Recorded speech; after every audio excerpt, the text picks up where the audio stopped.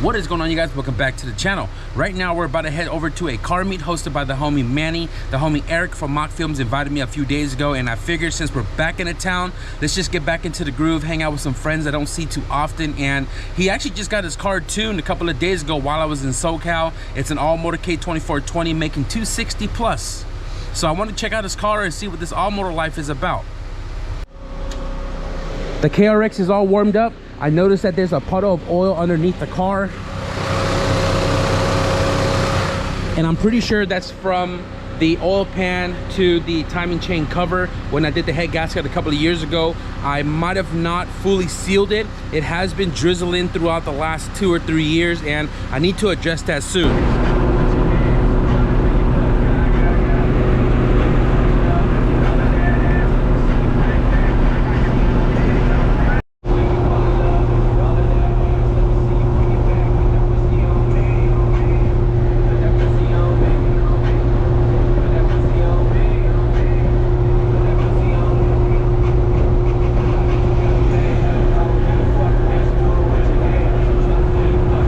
The majority of the parking lot's already gone because I've just been hanging out and chilling with the homies, but Advans, deep dish Advans, I definitely rock that.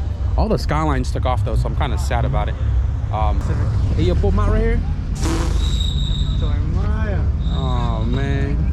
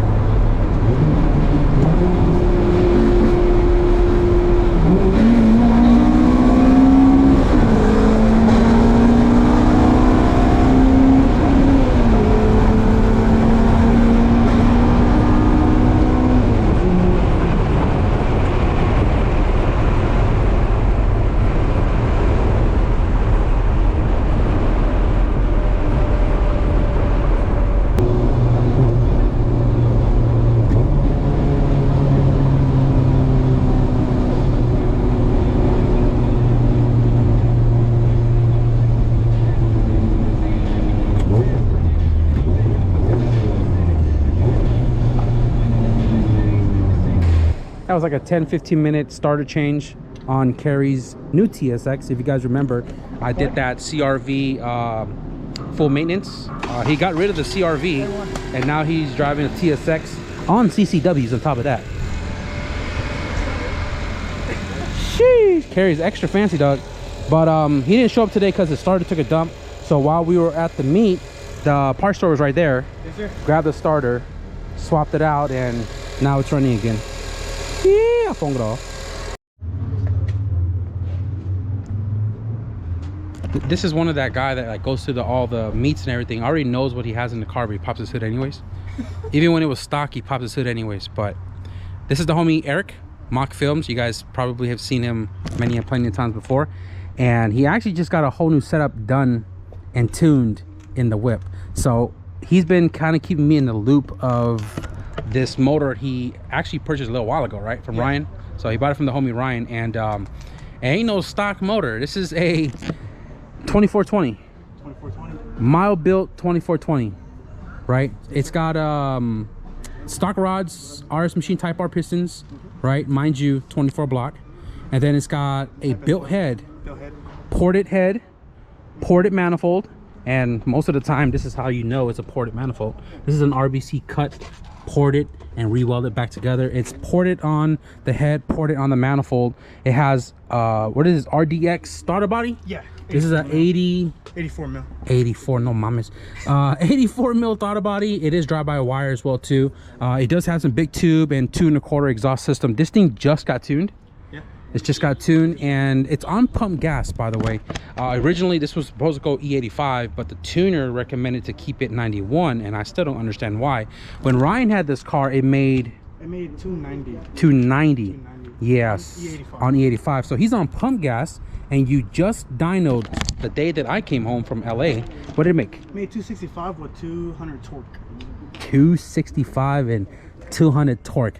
Now, this is an all-motor setup. This is inside a tank. This is an 8th gen 4-door on top of that, right? So 260 man? 265. 265 in a heavy car. I mean, it scoots, but he was really trying to shoot for that 280-ish, right? 280-ish. Yeah, we know it's got a lot more in it because obviously he's on pump gas, and I know a lot of you guys are going to chop him up. Why are you going to stick with pump gas on a mild built engine?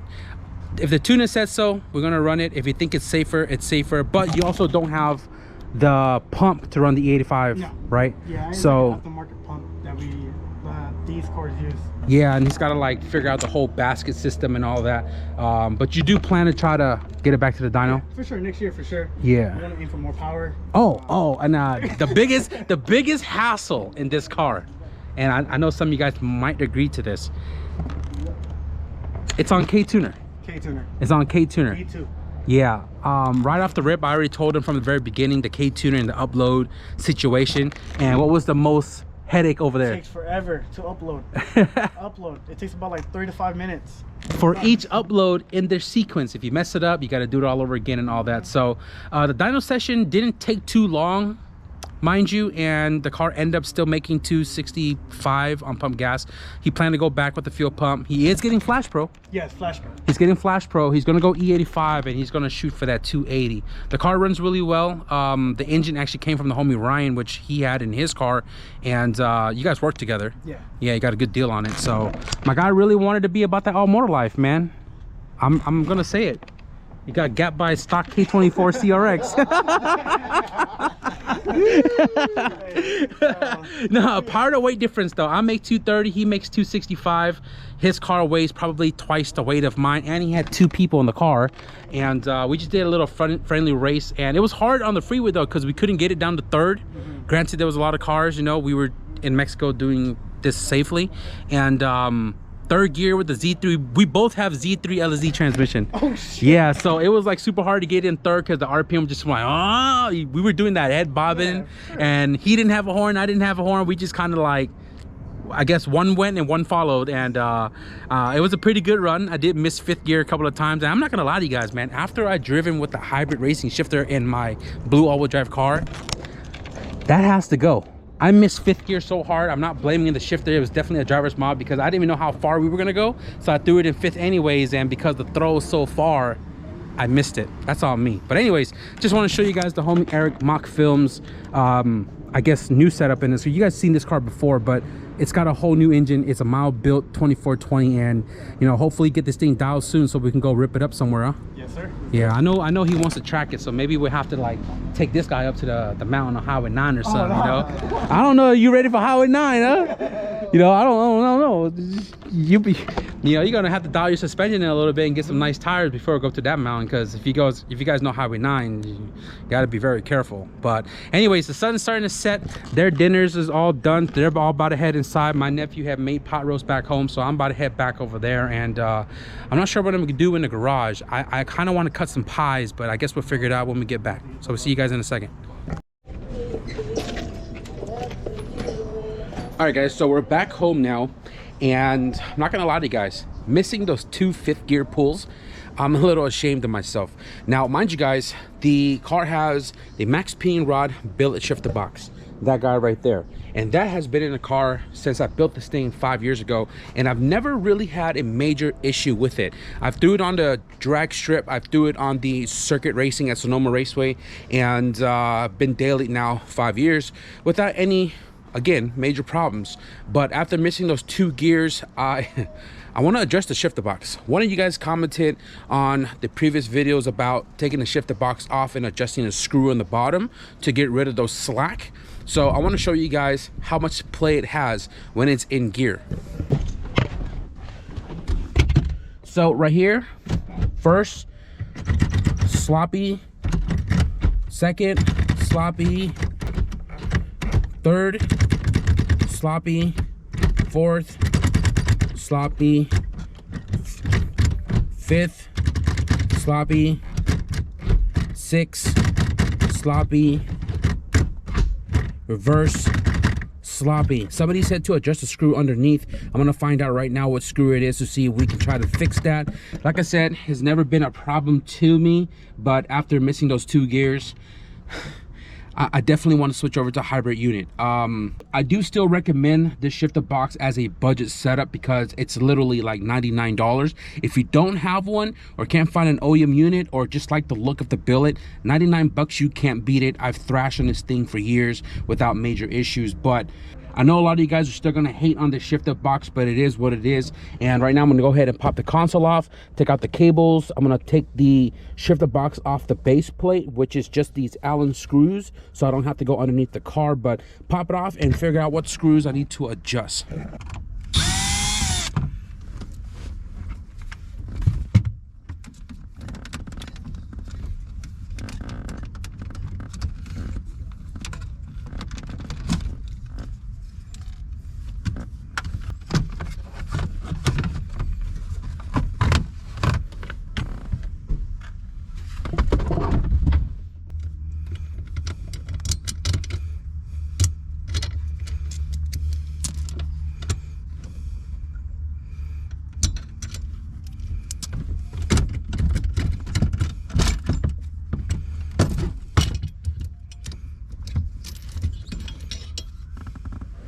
The system that we came up with basically is a spring-loaded brass insert. It uses 2 brass inserts.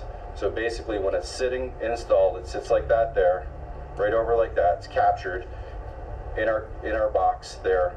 And there are 2 set screws underneath the box. Look something like that. And what they do is they put pressure underneath. So as you increase wear on your shifter, and I'm talking over a period of a year, you might adjust it, not like weekly. That'll keep it nice and crisp, very smooth.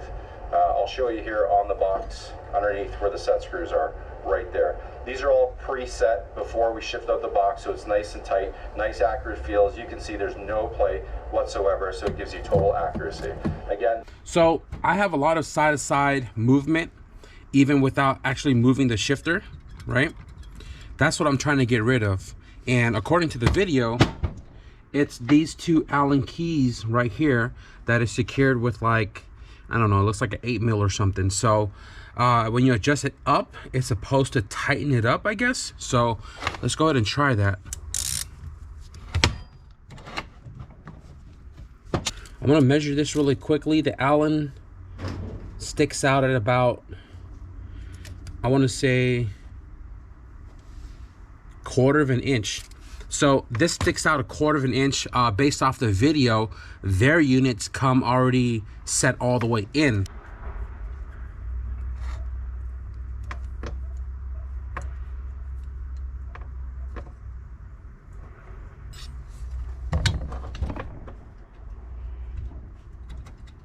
I mean, it took away a lot of it, but it still has some play.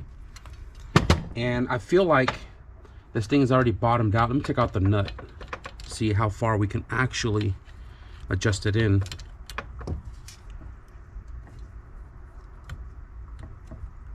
Okay, I feel like it's already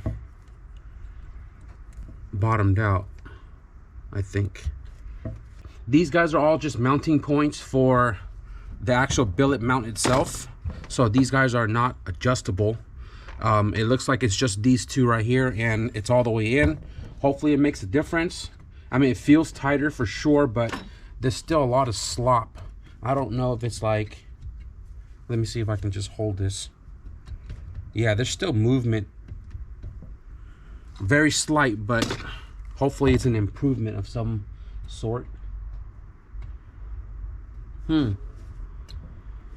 is going to be very hard for you guys to see, but I don't know if that's another set screw right there, and this is moving a lot, but whatever that is on the inside, it's not even moving. So the play seems to be either the bushing, or I'm gonna take the shifter apart. I'm curious now. I'm invested.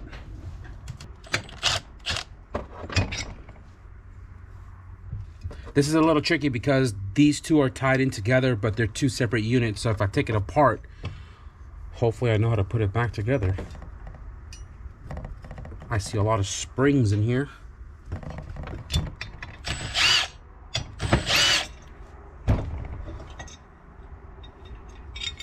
There are 3 springs in here. This guy is super duper bent. I'm gonna go ahead and just flip it upside down. Okay.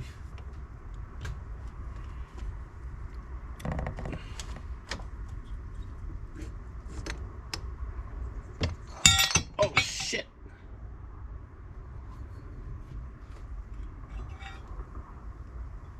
Huh. Okay, check this out.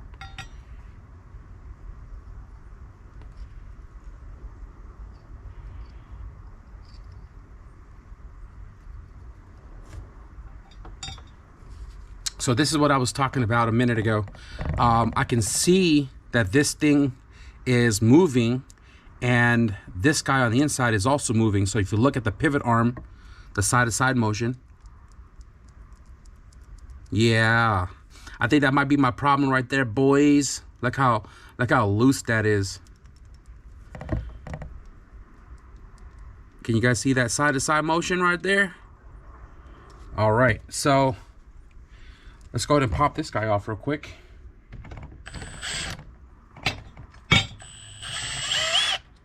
Maybe it just needs some Loctite because it's definitely loose. I may as well clean all this up as well too. It's been in here for 5 years, and it is an open console, so you can see how dirty everything is right there. All right.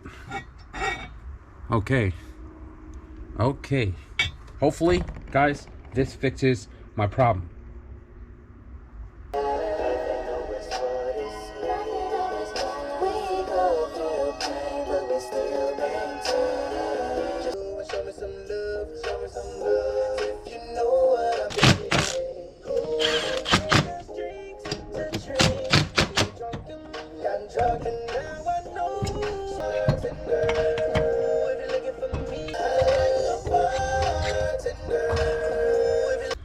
Yo, look at that.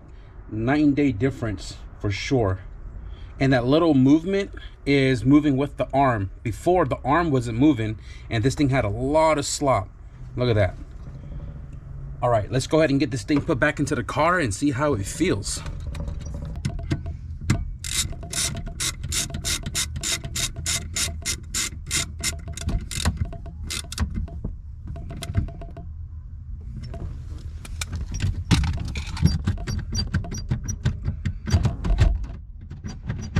Okay, so the side-to-side movement is less.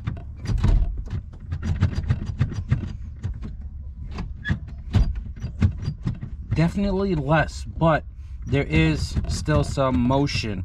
And mind you guys, this is K-Tune race spec shift cables. These were actually in the wagon with the K-Tune shifter box, and I took them out because they didn't feel right, and I threw it in this car because I broke the cables in this car. And these are K-Tune cables. So if you look, the side-to-side motion is the play that we have in the cable here, right? We're in 3rd gear. You can still see that play that we have, right? So the side-to-side slop in gear though definitely improved a lot for sure, but I feel like the motion to the left is caused by the cable, and to the right not so much. But 6, definitely less slop, and then reverse, definitely less slop. So adjusting that 2 set screw right there and that 1 loose bar that goes across to the neutral lever definitely played a big role in the sloppiness in the shifter beforehand, and hopefully you know, we don't go missing more gears. But eventually I will be switching over to the hybrid unit, hopefully on all of my cars as well too, just because after running it for the first time in my blue all-wheel drive sedan, dude, probably one of the best shifter I've ever felt. Now, I know there are some better shifter out there, but the price difference is kind of far apart. But the hybrid over this unit and the, you know, K-Buni unit definitely is a better feel, better throw, better overall in general. So for right now, we're gonna rock this. I'm gonna put the console back on. So I've noticed a leak on the passenger side, and this right here, guys, is oil. I shown before the coolant leak from the radiator, but this is oil, and I know where it's coming from. It's coming from the oil pan where it meets the timing cover. A couple of years ago, I took this car down to SoCal and I ripped my oil pan. I bled all of my oil out at the gas station. The homie Eric in this video was actually with me when we were headed down to SoCal, so we spent 4 hours until the sunrise fixing the oil pan. Once we fixed the oil pan, we head back onto the road to continue our trip down to SoCal, and then I hit another scrape in the road where it scraped off the repair on the oil pan. We lost our oil. The K-tune unit for the alternator kit broke off. We lost the alternator, we lost the belt. It didn't drive the water pump, it didn't drive the alternator. We lost battery voltage, we blew the head gasket, and we ended up sitting on the side of the road for about 6 hours before the tow truck pulled up, and it cost me about $700 to get it back home. So when I did the head resurface, the head gasket, reinstalled everything, I didn't pop the oil pan off, and when I resealed it, there was still oil in the pan. I think the oil kind of got between the RTV and created a little passage while it was drying, and all these years later, I've always had a tiny little drip on that corner of the oil pan where it meets the timing cover. And now, I think 3 years later, that drip seems to have gotten worse, which I just shown you guys on the floor. Once I get to addressing the radiator and coolant system in this car, I'm gonna pop the pan off as well too, to reseal the pan to the timing cover, and also change the oil while I'm at it. And hopefully we'll address that soon, so that way we can get the car to stop leaking oil, and then we can move this thing off the driveway so we can get the 88 sedan back on the driveway so we can continue with some work on that car. Right now, I'm gonna go ahead and just kind of wash down the engine bay, put some soap in here, clean up all the coolant residuals, because when I drove this car today, all I smelled was straight up coolant just kind of burning off the heat of the engine. So let's go ahead and take care of all of this right here, guys, before we wrap it up for today's video.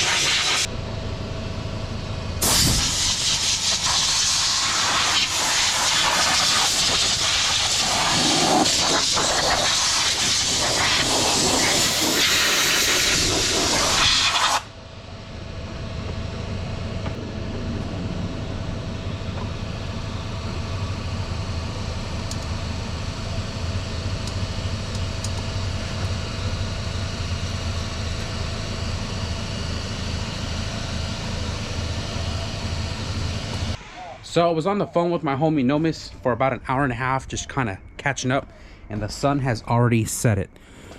But while I was cleaning the engine bay, wiping all the water and everything down, I noticed something that I've never seen before.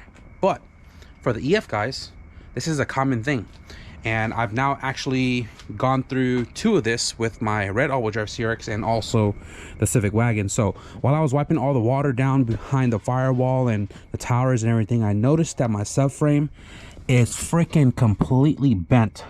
And I saw this from the top because I was wiping everything on the subframe. I noticed that this is crooked to the plate right here. And when I looked at it from the side, it's like downslope, so the engine torques backward and it pulled this entire section down. I don't know if you guys can see it. Let me try to get you guys an angle real quick. I don't know if you guys can see, like right here where it's like bent downward, right?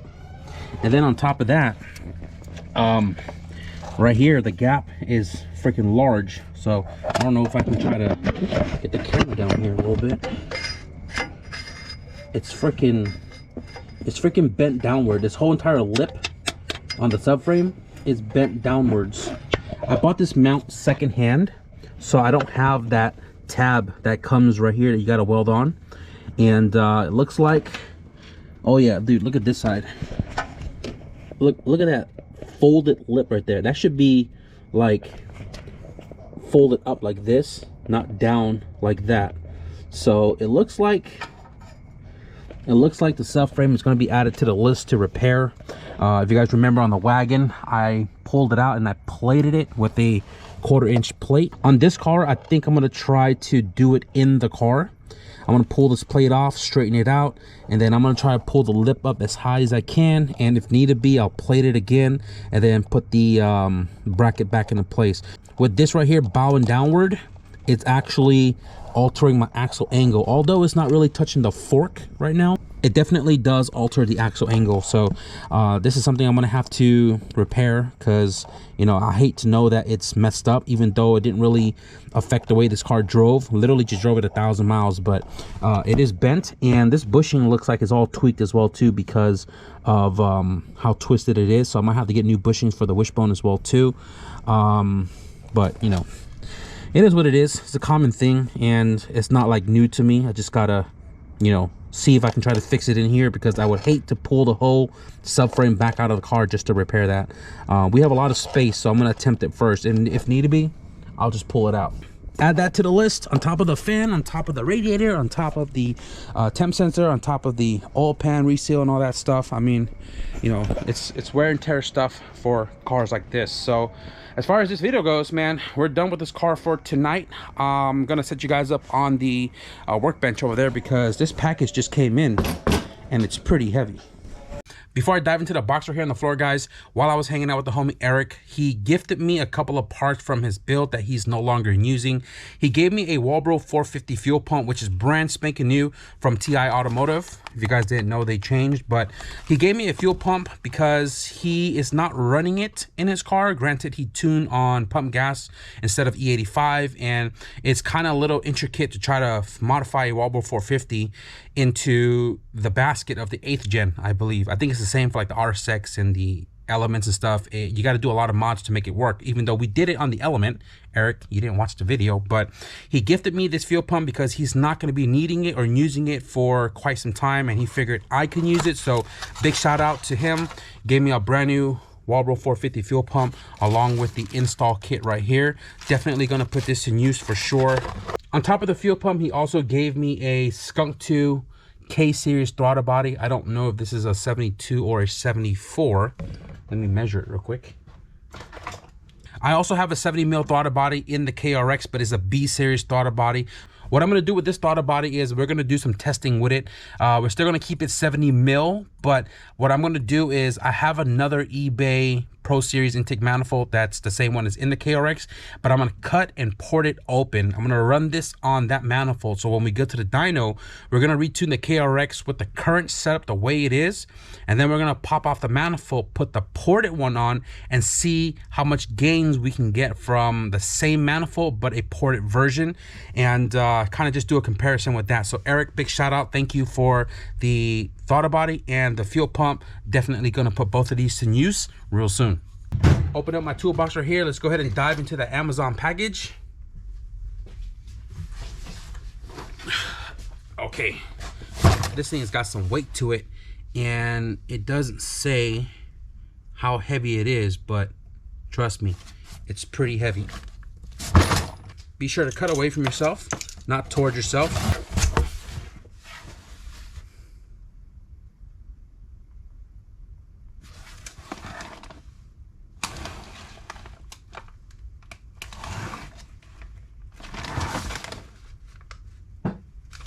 What in tarnations? Okay, damn. I'm acting shocked because I didn't expect it to be in this tiny box, although it is weighted, but I kind of know about this. There are 2 notes in here. The first one, hey Dana, I know Nomis spoke to you about this. It should help you make quick work of things. Pro tip, 60 PSI and 220 volt is pretty much a must unless on lower power. From Alec McKnight, I appreciate you, man. The second one says, this is an extra set of consumables for the cutter. You end up going through them more than you realize. Much love from Jared Corrigan.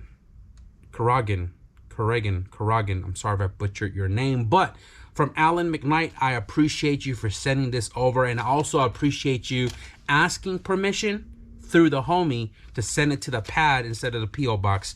And like I said, guys, I kind of already knew about this. I just didn't expect it to show up so soon because I literally just spoke to him like a day or so ago.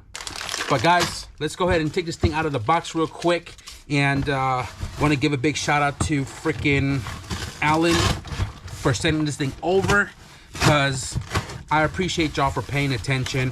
I kind of work a little old school with a lot of things I do here in the garage, but Alan wanted to kind of help me with, I guess, production, the stuff that I do here in the garage, and he sent over a freaking plasma cutter.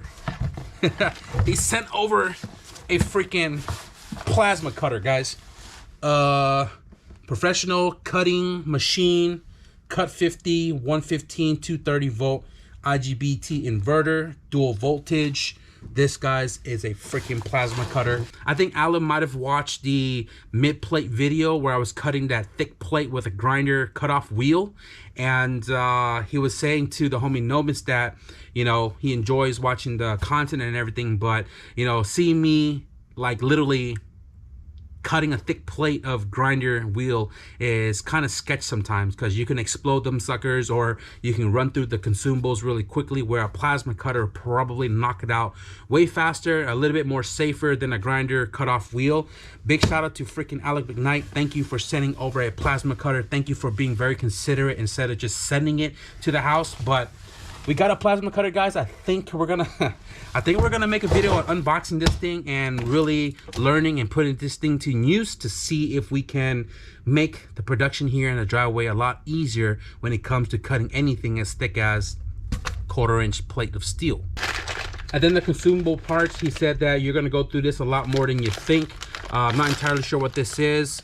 Yes, well, there's 60-piece plasma cutter torch PT31. It doesn't say what it is. It's probably just tips and cups for the plasma cutter itself. So thank you for sending this over as well too, because I wouldn't have known. I probably would have just used the same one over and over and over and over again. And this right here is definitely going to come in clutch, especially if I'm going to use this a lot, especially now I got to repair that subframe. So thank you so much for this, bro. I appreciate it so much. Anyways, guys, we're gonna wrap it up for this video. I hope you guys enjoy a little bit of a not so crazy big car meet slash a little fun run with the homie Mock Films with his 2420 setup. And if you guys did, be sure to leave a thumbs up. If you guys want to stick around for some review on this plasma cutter and seeing it in action and some of the car stuff here on the driveway, be sure to hit the subscribe button. But with that being said, thank you guys for watching, and I'll see you guys in the next video. Peace.